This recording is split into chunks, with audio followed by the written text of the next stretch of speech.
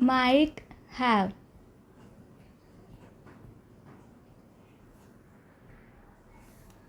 म्हणजे भूतकाळात कदाचित झालं असेल.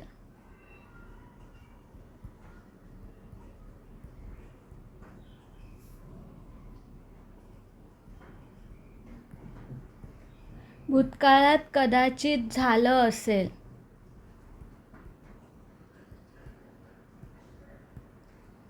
म्हणजेच कदाचित आलेला असेल, कदाचित केलेलं असेल, कदाचित गेलेला असेल, कदाचित बोललेले असेल, कदाचित समजावले असेल, कदाचित पैसे दिले असतील. तर हे एक हेल्पिंग वर्ब आहे आणि त्याचा आपण आता ॲक्टिव्ह व्हॉइस बघणार आहोत.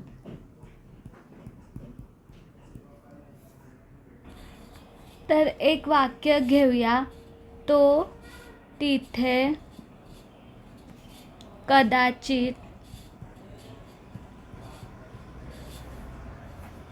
पोचलेला असेल.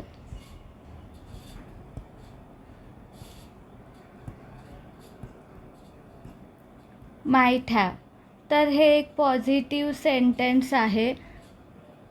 तर ह्याच्यामध्ये तो तिथे कदाचित पोचलेला असेल. तर आपण कसं ओळखायचं की ते ॲक्टिव्ह व्हॉइस आहे की पॅसिव्ह व्हॉइस आहे. तर जर का कोणतं पण वाक्य असेल ना, तर त्याला आपण विचारायचं ते क्रिया करणारा कोण आहे. तो तिथे कदाचित पोचलेला असेल. तर पोचणे ही क्रिया आहे. तर मग पोचणारा कोण आहे, तर तो प्रेझेंट आहे. म्हणजेच तो म्हणजे काय, ही. तर तो म्हणजेच ही हे काय आहे, सब्जेक्ट आहे. म्हणजे सब्जेक्ट प्रेझेंट आहे. तर सब्जेक्टला आपण एसने डिनोट करतो. तर ज्या सेंटेन्समध्ये सब्जेक्ट प्रेझेंट आहे तर मग ते ॲक्टिव्ह व्हॉइस असतं. आता तो तिथे आता हे कदाचित पोचलेला असेल हे माईट हॅवचं सेंटेन्स आहे. म्हणून आपण हे सेंटेन्स घेतलं.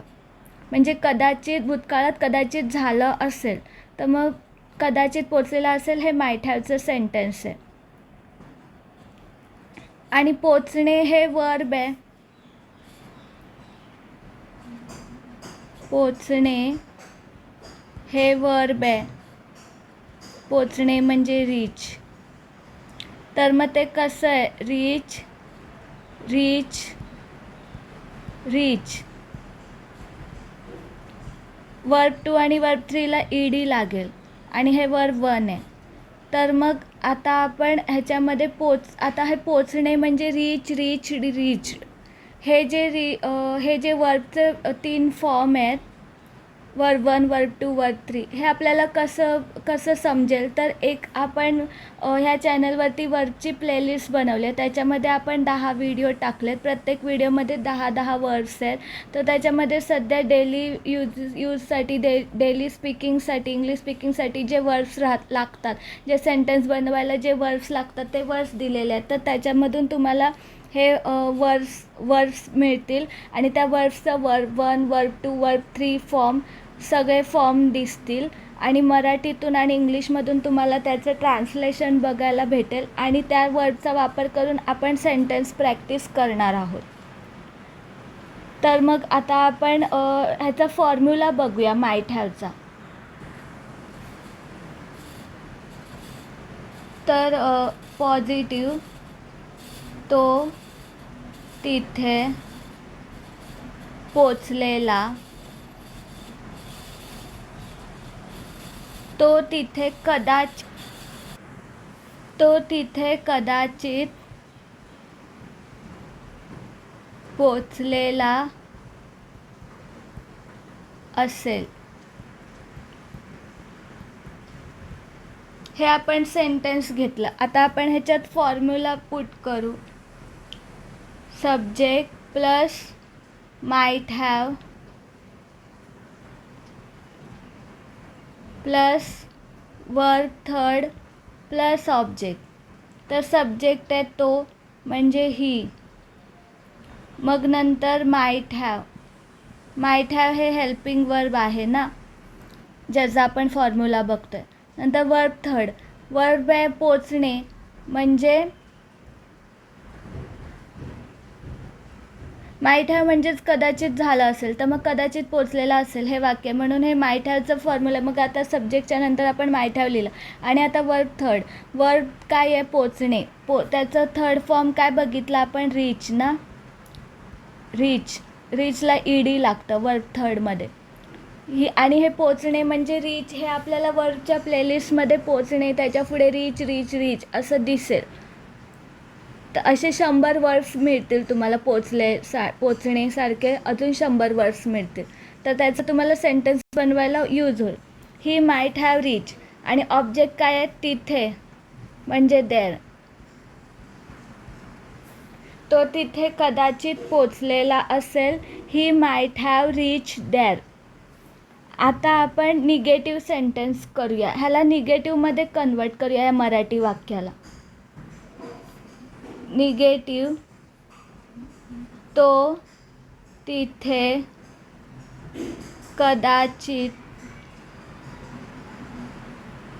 पोचलेला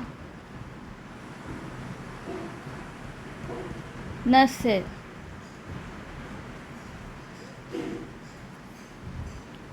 सब्जेक्ट प्लस माईट हॅव. आता हे might have subject plus might have आहे ना, माईट हॅव, त्याच्यामध्ये आपल्याला नॉट लिहायचं आहे. माईट आणि हॅवच्या मध्ये आपण नॉट लिहिणार आहोत. निगेटिव्ह आहे ना, तर सब्जेक्ट प्लस माईट हॅव हे हेल्पिंग वर्ब आहे आणि माईट हॅवच्या मध्ये आपण नॉट लिहिणार आहोत. हे बघा इथे. आणि मग नंतर वर्ब थर्ड प्लस ऑब्जेक्ट. तर सब्जेक्ट आहे तो म्हणजे ही, मग नंतर माईट, तसंच नंतर नॉट, मग नंतर हॅव. बघा माईट हॅवच्या मध्ये आपण नॉट लिहिलं. मग नंतर वर्ब थर्ड रीच्ड, ईडी लागतं रीचला. पोचणे म्हणजे रीच. आणि मग नंतर ऑब्जेक्ट आहे तिथे म्हणजे देअर.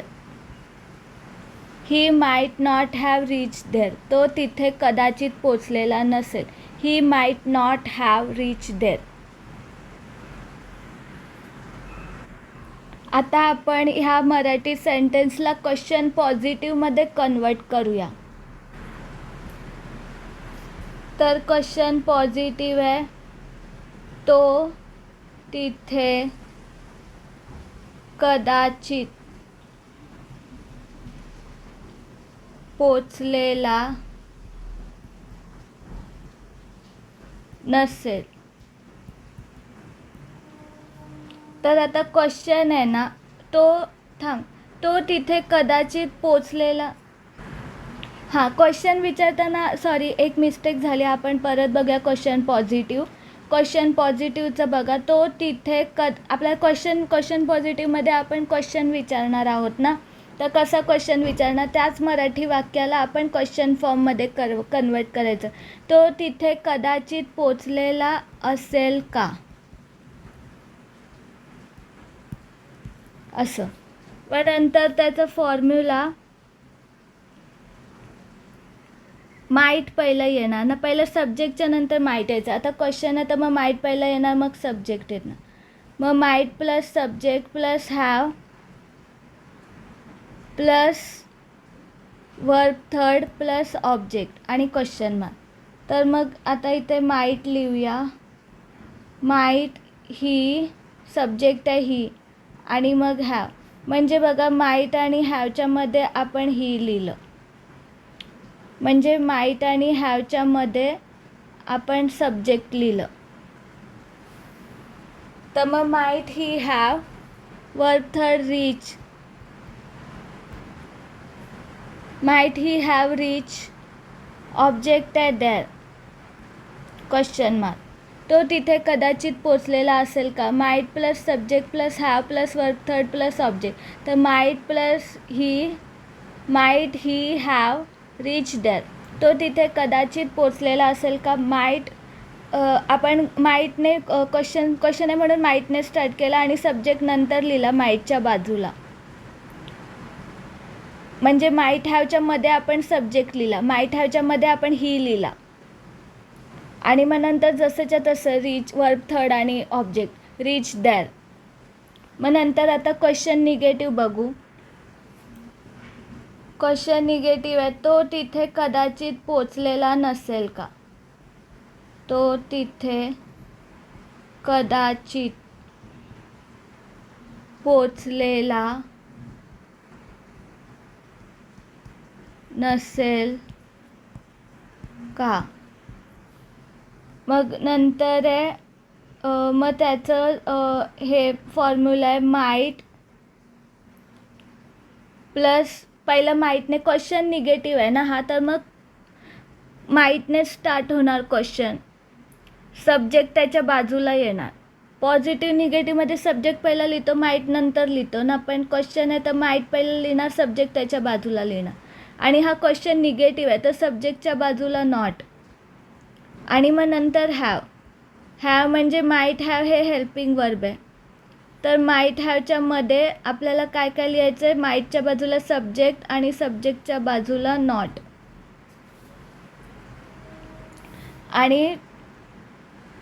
आणि माईट हॅव दोन साईडला लिहायचं, एका साईडला माईट दुसऱ्या साईडला हॅव आणि मध्ये आपल्याला सब्जेक्ट आणि सब्जेक्टच्या बाजूला नॉट लिहायचं. मग नंतर आहे वर्ब थर्ड प्लस ऑब्जेक्ट आणि क्वेश्चन मार्क. मग नंतर आहे माईट सब्जेक्ट आहे ही आणि क्वेश्चन निगेटिव्ह आहे तर सब्जेक्टच्या नंतर नॉट लिहिला आपण, म्हणजे हीच्या नंतर नॉट लिहिलं आणि मग नंतर हॅव तसंच. मग हे माईट हॅव असं, माईट हॅवच्या मध्ये आपण ही आणि नॉट लिहिलं म्हणजे सब्जेक्ट आणि नॉट लिहिलं. आणि मग वर्ब थर्ड आहे रीचचं थर्ड फॉर्म रीच आणि मग ऑब्जेक्ट आहे there. Might he not have reach there आणि मग क्वेश्चन मार्क. तर मग झालं तो तिथे कदाचित पोचलेला नसेल का. Might he not have reach there. तर मग तुम्हाला कळलं माईट हॅव लिहायचं, क्वेश्चनमध्ये माईटने स्टार्ट करायचं आणि माईट हॅवच्या मध्ये आपल्याला सब्जेक्ट आणि सब्जेक्टच्या बाजूला नॉट लिहायचं.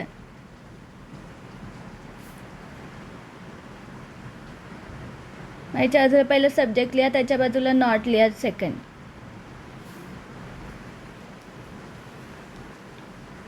आणि माईट एका साईडला हॅव एका साईडला, पण माईट हॅव हे एक हेल्पिंग वर्ब आहे. तर आता आपण हे केलं, ह्याचा पॉझिटिव्ह निगेटिव्ह क्वेश्चन निगेटिव्ह बघितला माईट हॅवचा. तर आता ह्या माईट हॅवची प्रॅक्टिस करण्यासाठी आपण काय करणार आहोत, 5 मराठी सेंटेन्स बनवणार आहोत आणि प्रत्येक सेंटेन्सला असं 4 पार्ट्समध्ये डिवाईड करणार आहोत आणि अशा प्रकारे लिहिणार आहोत. जसं आपण पहिलं पॉझिटिव्हचं केलं, मग निगेटिव्हचं केलं, मग क्वेश्चन पॉझिटिव्ह केलं, मग क्वेश्चन निगेटिव्ह केलं. पण तुम्ही एक नोटबुक बनवा, त्या नोटबुकमध्ये आपल्याला 52 फॉर्म्युला प्रॅक्टिस करायचे. तर प्रत्येक फॉर्म्युलावरती आपल्याला 5 सेंटेन्स बनवायचे. तर ते 5 सेंटेन्स तुम्ही नोटबुकमध्ये अशा प्रकारे लिहून करा, जसं आपण आता लिहिलं तशा प्रकारे लिहून करा.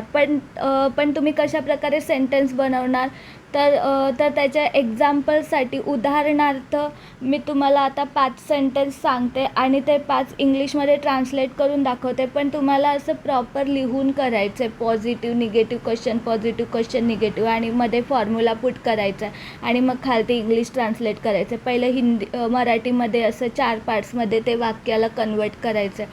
अशा प्रकारे एक सेंटेन्स, अशा प्रकारे 5 सेंटेन्स लिहायचे. त्यातले 5, 10, 15, 20 तुम्ही किती पण करू शकता, पण आपल्याला 52 फॉर्म्युला करायचं. तर मग आपल्याला प्रत्येक फॉर्म्युलावरती 5 सेंटेन्स तर बनवावे लागतीलच की तो फॉर्म्युला आपल्या माइंडमध्ये सेट व्हायला. आणि मग हे वर्बसाठी आपल्याला वर्बच्या प्लेलिस्टमधून आपल्याला 5 वर्ब काढायचे आहेत, 5 वर्बचे 5 सेंटेन्स बनायचे किंवा जे तुमच्या 5 वर्ब जे तुमच्या तोंडी लक्षात आहेत, गाणे, वाचणे, लिहिणे, हसणे, अशा प्रकारचे 5 वर्ब वापरून पण तुम्ही 5 सेंटेन्स बनवू शकता प्रत्येक फॉर्म्युलासाठी.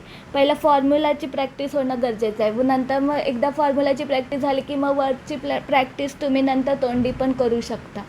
तर आता बघूया आपण 5 सेंटेन्स. पहिलं काय सेंटेन्स घेऊया.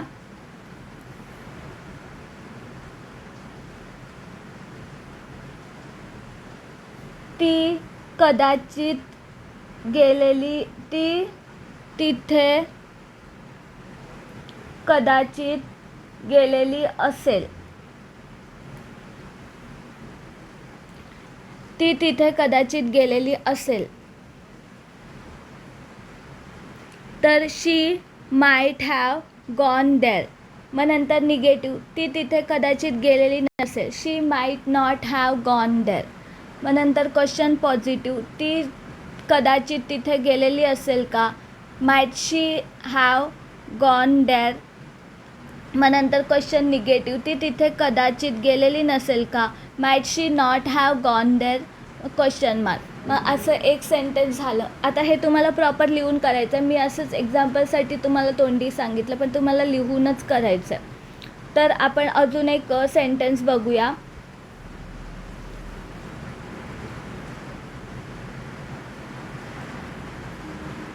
निनादने कदाचित केलेलं असेल. Ninad might have done.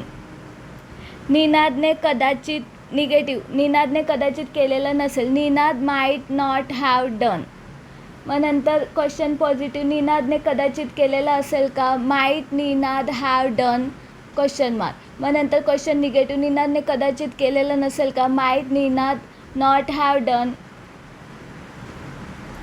Question mark. आता झाले 2 सेंटेन्स. अजून आपण 3 करूया. तर अजून तिसरं सेंटेन्स बघूया.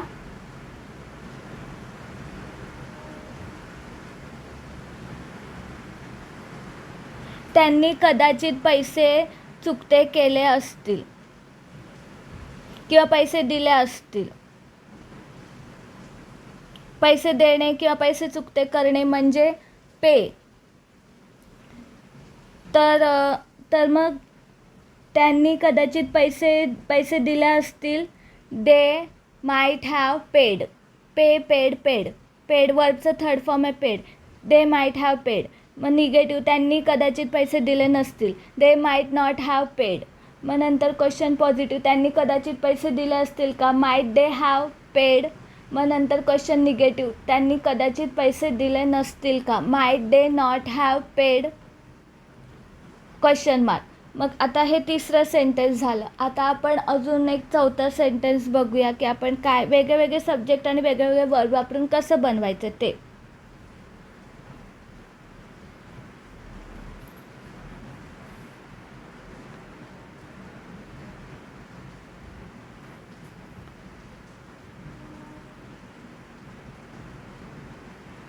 आम्ही कदाचित बोललेलो असेल. We might have spoken. Speak, spoke, spoken. तर स्पोकन वापरायचं ना वर्बचं third form. We might have spoken. Negative, आम्ही कदाचित बोललेलो नसेल. We might not have spoken. मग नंतर क्वेश्चन पॉझिटिव्ह, आम्ही कदाचित बोललेलो असेल का. Might we have spoken. मग नंतर क्वेश्चन निगेटिव्ह, आम्ही कदाचित बोललेलो नसेल का. Might we not have spoken.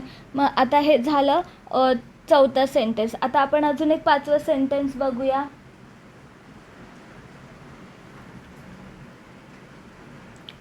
Harsha कदाचित जिंकलेली असेल. हर्षा कदाचित जिंकलेली असेल. कदाचित वापरायचं आहे हा प्रत्येक सेंटेन्समध्ये. आपण बोलताना कदाचित वापरलं असेल नसेल काय आठवत नाही मला, पण कदाचित वापरायचं आहे. कदाचित म्हणजेच माइट हॅव. कदाचित झालेलं असेल भूतकाळात म्हणजेच माइट हॅव आहे. तर कदाचित शब्द इम्पॉर्टंट आहे. तर आता आपण काय हर्षा कदाचित जिंकलेली असेल. हर्षा माइट हॅव वोन. विन, वोन. तर वर्बचं थर्ड फॉर्म आहे जिंकणे म्हणजे वोन. हर्षा माइट हॅव वोन. मग नंतर निगेटिव्ह, हर्षा कदाचित जिंकलेली नसेल. हर्षा माइट नॉट हॅव वोन. मग नंतर क्वेश्चन पॉझिटिव्ह, हर्षा कदाचित जिंकलेली असेल का. माइट हर्षा हॅव वोन. मग क्वेश्चन मार्क. मग क्वेश्चन निगेटिव्ह, हर्षा कदाचित जिंकलेली नसेल का. माइट हर्षा नॉट हॅव वोन. मग क्वेश्चन मार्क. तर अशा प्रकारे आपण 5 सेंटेन्स बनवा, कोणते पण बनवा, कोणते पण वर्ड्स वापरा. वरच्या प्लेलिस्टमध्ये 100 वर्ड्स आहेत, कोणते पण वर्ड वापरा आणि असे 5 सेंटेन्स बनवा वहीमध्ये. आणि वेगवेगळे सब्जेक्ट वापरा. ही, शी, इट, आय, वी, यू, दे, मुलाचं नाव, मुलीचं नाव, असे वेगवेगळे सब्जेक्ट वापरा आणि वेगवेगळे वर्ड्स वापरा. 5 सेंटेन्स बनवा, 4 पार्ट्समध्ये डिवाईड करा. अशा प्रकारे आपल्याला 52 फॉर्म्युलाचे असेच ट्रिकने अभ्यास करायचा आहे की आपल्याला इंग्लिश स्पीकिंग, ग्रामर पूर्ण यायला लागेल. आपण इंग्लिश बोलू शकू. पहिला आपण लिहून प्रॅक्टिस करणार आहोत नोटबुकमध्ये, मग नंतर आपण मनामध्ये विचार करून बोलणार आहोत आणि मग अजून अशी प्रॅक्टिस करता करता मग आपण न विचार करता विदाऊट थिंकिंग बोलणार आहोत. तर जेवढे प्रॅक्टिस होईल ना लिहिण्याची तेवढं तुम्ही विचार करून बोलायला लागणार आणि मग जेवढं विचार करून बोलायची प्रॅक्टिस होईल तेवढं तुम्ही विचार न करता बोलायची प्रॅक्टिस होणार. आणि विचार न करता बोलणं म्हणजेच पटकन बोलणं, एकदम बोलणं म्हणजे फ्लुएंटली बोलणं.